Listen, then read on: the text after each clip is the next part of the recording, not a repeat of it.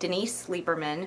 I'm a senior attorney with Advancement Project, a voter protection organization, and I serve as the nonpartisan voter protection coordinator for Missouri. I came from St. Louis today, and dozens of other people came from across the state today to tell the committee why they felt this would disenfranchise hundreds of thousands of eligible registered Missouri voters who lack or can't get one of the very strict forms of photo ID that the legislation would require.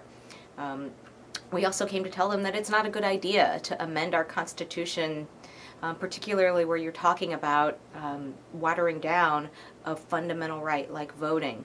A study by the Secretary of State's office found that 240,000 registered Missouri voters lack or are not able to get a current, non-expired, state-issued photo ID.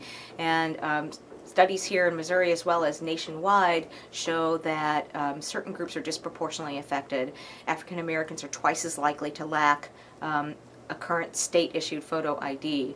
People earning under $35,000 are also twice as likely to lack such an ID. Senior citizens and people with disabilities are also disproportionately affected, as are young people and students who may be residents of Missouri but have an out-of-state driver's license. We had a contingent of students, for example, here today who are registered voters in Missouri but whose driver's licenses are from other states. For senior citizens, they may have a Missouri driver's license, but it might be expired because they no longer drive, or they may be unable to obtain, if they don't already have a state ID, the underlying documents necessary in order to get one. In order to get a state ID, a driver's license or a non-driver's license, you have to produce a original certified copy of your birth certificate.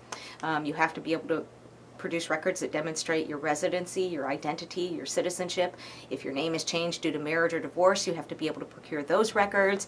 You may have to procure a social security card.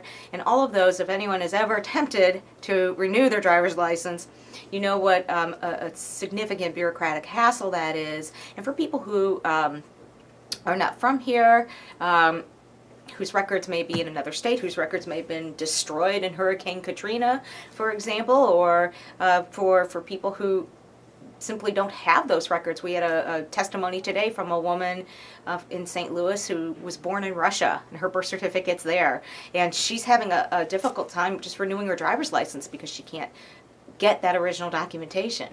The committee set aside just shy of 2 hours for hearing these two bills, and that seemed like it should have been a sufficient amount of time. We were at the Senate hearing 2 weeks ago on similar legislation. All of the groups were able to testify who appeared. It appeared to us today that the committee was drawing out the time, that there were lots of questions asked, that they didn't pair the bills together. They spent an inordinate amount of time kind of grandstanding, asking lengthy questions, making statements, and putting off until the very, very end the meat and potatoes of what everyone was there to testify for. I think that everyone in the hearing room felt a little put off by that, felt that it was perhaps even orchestrated to run out the clock. I'm happy to come back next week because I care deeply about this issue, and I will drive from St. Louis and I'll pay for a hotel to stay here overnight. But a lot of the people who came are the people who are most affected by this. Senior citizens, people with disabilities, students, low-income people, really sacrificed quite a bit to get to an 8 a.m. hearing here today in Jefferson City, many of them driving from St. Louis, Kansas City, other parts of the state. And they're going to be hard-pressed to be able to come back and do this again. I think that they felt unheard. This is the kind of legislation that's really difficult to get a hearing on, because the people who are affected are the people who are already sort of the most unheard members of our society, already the most disenfranchised members of our society. And so it's certainly disconcerting that when finally we get an opportunity to hear some of those voices that are so rarely heard, that they were shut off. And I certainly hope that the committee will give due consideration to the points that they will raise in their written testimony, and hopefully we can get some of them to come back next week. If I were them, I think I might feel a little disenchanted and disillusioned by the process.